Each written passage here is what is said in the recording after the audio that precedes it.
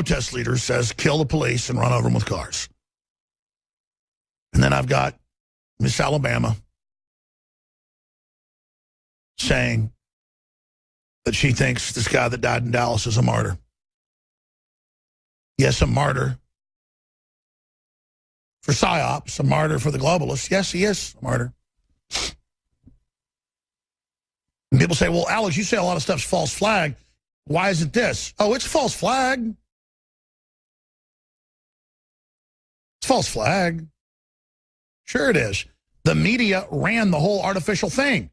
They're blaming it on Black Lives Matter. A false flag is just something that's done that's blamed on one group, but's really another. Black Lives Matter are just the idiots out pushing the narrative. The media and the president and Soros, they're the ones that launched this attack, knowing full well they put out propaganda like this in the middle of the summer, long enough, hard enough, somebody is going to go crazy and go out and start killing. And we knew there'd be copycat shootings after this happened, and that happened. I was criticized on Friday by the media for saying there'd be copycat shootings. That's not hard to know.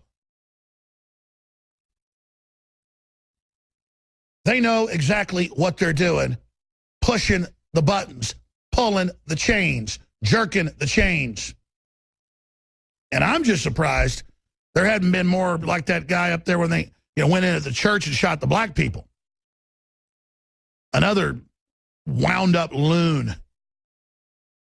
Oh, but when that happened, it was horrible and evil. He said he was mad that black people were going around and killing white people, so he was retaliating.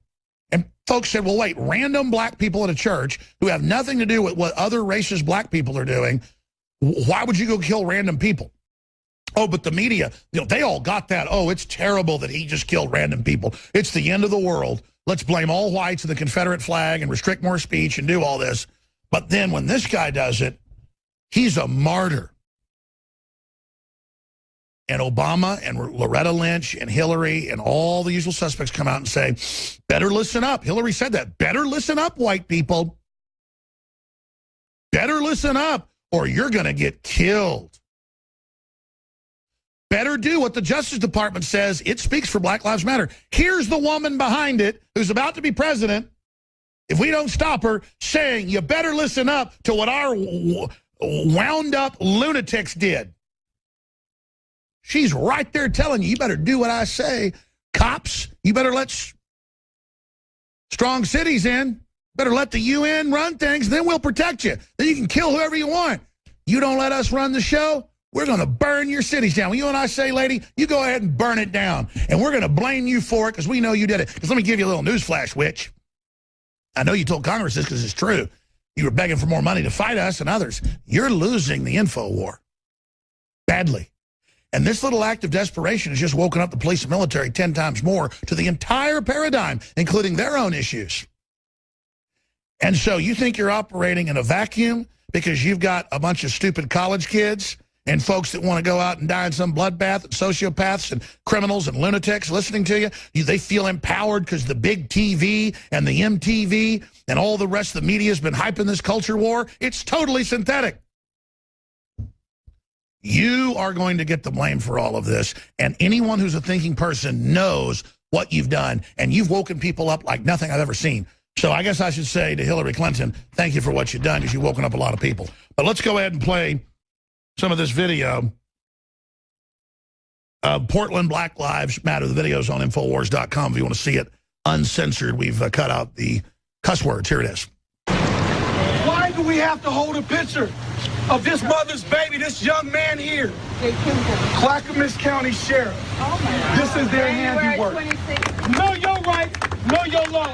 And I promise you, if they go about their burden of whatever they said you're doing, you pull your piss out, you bust at them. You pull your piss out, you bust at them. Because at the end of the day, it's going to be you against them. And when we move with the Panthers, trust me, when you see me move, I'm moving in violence. Now stop clapping. Stop clapping. Stop clapping, because most of y'all folks ain't involved. Real talk. We're tired of walking around here asking y'all to help us. No more asking. We need action. Take action. I don't give a whether you knock them over, whether you run up on them, whatever you do. You better take action. I might fucking dead. Good pause. Let's go. Let's go. Notice the whites all are like professors and operatives. They know full well what they're doing. So you can actually see controllers there, probably paid to be there. They're all holding up signs. They're supposed to be handwritten. It's the same handwriting. Let's pause it for TV viewers, radio listeners, Infowars.com/show to see the live feed or go see the video. That's all written by the same person. Look at that. They even tried to make it look like somebody else did it. But the A's and the S's and the Y's, it all, and the G's tell you. Look at those operatives. Look at that professor. Guarantee that guy's a professor. Look at that guy in yellow right there. Look at his Bernie wife.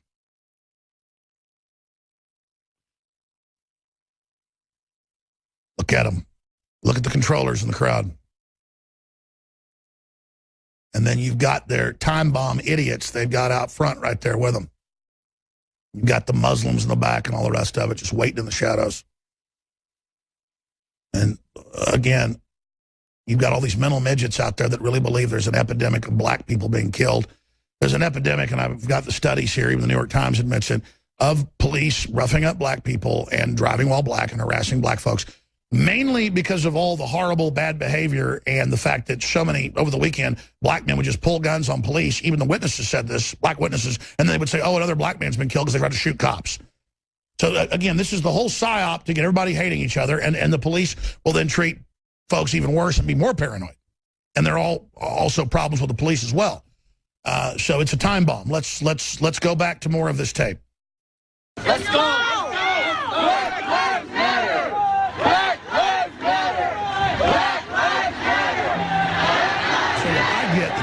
Disrespect and problems going on by the police against, quote, minorities. But all this is going to do is cause more of that. And if you get into what's happening in many of the inner city areas, there's a culture of absolutely hating the police in general, including black officers, where most black officers quit. Yeah, back it up. It's the kill pigs part. And there's a powerful letter up on Infowars.com by a black officer talking about a decade of living under this and what it's like and how hard it is to then recruit other black officers, because they get into this area and it's just like they call people there and then scream and yell at them and shoot at them once they're there to respond to what's already happened. And it's just crazy. I mean, let me tell you, cops have a tough job, one I wouldn't want, but let me tell you, working in an inner city, I don't care where it is. It is scary, folks. All right, let's finish the clip. Here it is.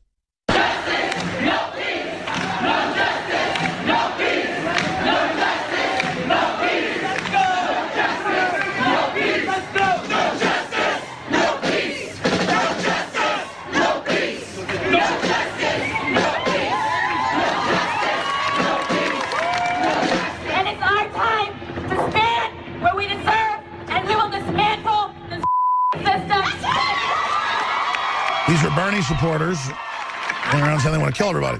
That I know a lot of people are not going to like. I'm a badass black Puerto Rican trans.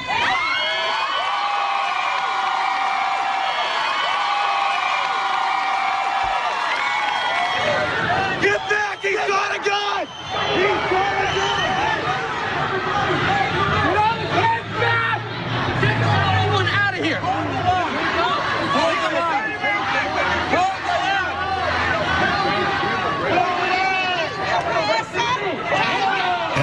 And now the mob wants to attack some white devils, I guess. So this is going to unravel very, very quickly. Police arrested Strickland, and he has been charged with 2 felony counts of unlawful use of a weapon. And that's when they reportedly started trying to assault a blogger, so he pulled his firearm out to protect himself. And, of course, the Portland will now probably throw the book at him. He'll never be seen again. And you've just got a bunch of disenfranchised people who don't have jobs, who are going to college and learning how they've been disenfranchised, not by the globalists deindustrializing the country, not by the globalists dumbing everybody down, not by the globalists shipping their jobs out. No. They just know that the media says the number one problem is the police are attacking minorities. And so now local leftist government with the feds are going to organize them to go out and do this. And when cops get killed, well, the police better start reforming themselves. This is an internal globalist army trying to use useful idiots on the ground to start a shooting war they can use as cover to send in paramilitaries to start overthrowing major cities. I'm telling you. And they've done this in Ukraine. They've done this in Egypt. The New World Order is not playing games. And we either have a total awakening to this, or I'm here to tell you, they're getting ready to go forward with this. And then, of course, the giant third world populations are being brought in. The big think tanks admit to drive down wages, not to help anybody. And all the folks that are out there begging for socialism are going to be just like the people in Venezuela that are now eating their dogs and cats. The country has more oil than the United States. The country has better soil than the U.S. The place should be a paradise. It's not. It was as rich per capita as the U.S. in the 1950s. Argentina was more rich on average. I actually went and looked up the numbers. I thought it was as rich. Both countries are hell holes now. How those red flags working out for you?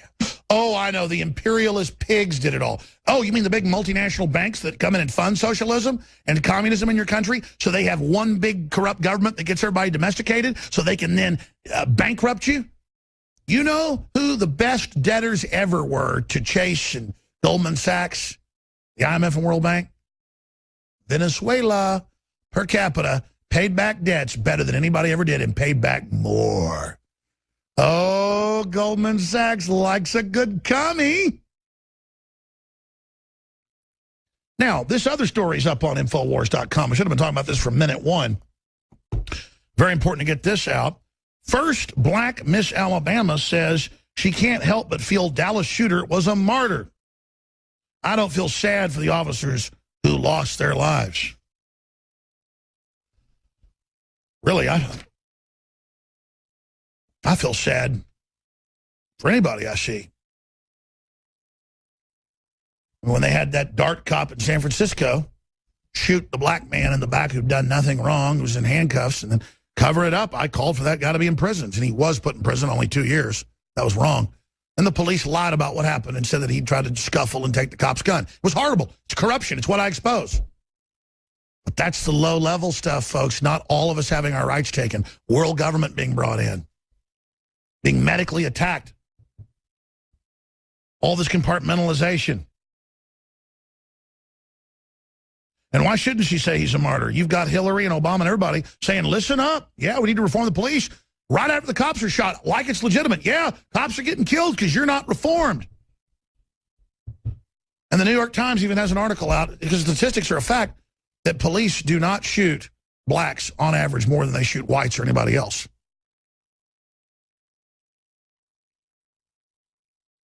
But that they do search them more. And then it has the statistics because on average they shoot cops 10 times more often. And why is that? Because in the hood, that's the culture that's been made cool by the media and by everybody else is kill a cop, shoot a cop, get it done. Just get it done. It's tough. It's manly. Get it done. Get it done. Here, wear these baggy pants. That's what a punk wears in prison. In prison, if you're seen as a female that gets, you know, extra goodies and stuff because you bend over for whoever gives you $5, that's what a punk is. 30, 40 years ago, punk-ass bitches is the term in prison. Punk-ass bitches have their pants hanging down. And that's why MTV as a joke in the 80s made it cool, and it's still the style, to wear your pants hanging down. So when you get to prison, everybody laughs because you're a punk-ass bitch. That's what a punk is. A punk gets bent over. And so MTV, Sumner Redstone, a big, fat, evil racist, sits there and teaches you how to be a punk and hires these rock bands and hip-hop bands and groups to dress like that. And notice it never goes out of style because you're being inducted. The cops see you. They're trained before you ever dress like that to be cool. This is what a punk looks like. Normally, once they're out, a low-level drug dealer. They're like, if you identify this is the garb of a gang. Then the kids wear the stuff to look cool. The cops are like trained dogs to go after that. That's what they're trained to go after.